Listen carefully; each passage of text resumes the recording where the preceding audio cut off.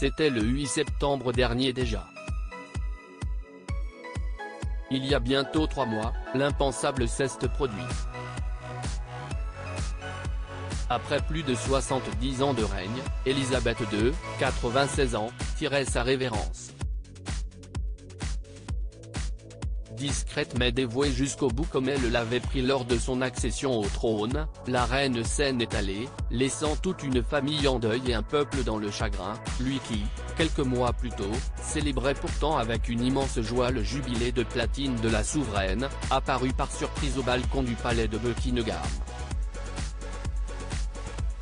La foule en liesse a laissé place au silence et aux longues files d'attendés pour pouvoir se recueillir sur le cercueil d'Élisabeth II en guise de reconnaissance. Malgré les périodes maussades que la monarchie a pu traverser, parmi eux, le divorce de Diana et Charles, l'incendie du château de Windsor et plus récemment, le départ de Meghan Markle et du prince Harry, les Britanniques retiennent le courage, la force et le dévouement d'Élisabeth II envers son pays. Il faut dire que la fatigue des derniers mois et les problèmes de santé qu'elle a connus ne l'avaient pas empêché d'honorer des obligations entre deux périodes de repos conseillées par les médecins. Élisabeth II atteinte d'un cancer ?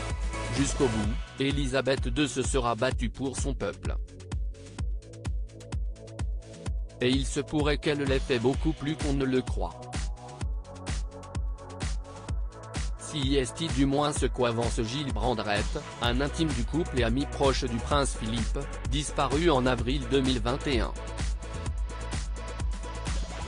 Dans son livre Élisabeth, en Intimate Portrait, l'auteur explique que la reine souffrait en réalité d'une grave maladie qu'elle a réussi à cacher à tout le monde, un cancer.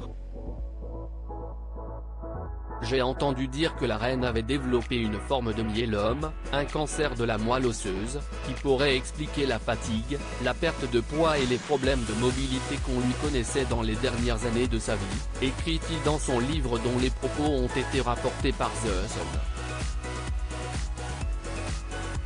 Les symptômes les plus fréquents sont les douleurs osseuses, dans le bassin et le bas du dos principalement. C'est une maladie qui touche surtout les personnes âgées. Seul moyen de contrer la maladie, l'amour des proches et des aides médicamenteuses. Il n'y a pas de traitement efficace mais il existe des médicaments qui aident à la régulation du système immunitaire et aident à renforcer la structure osseuse.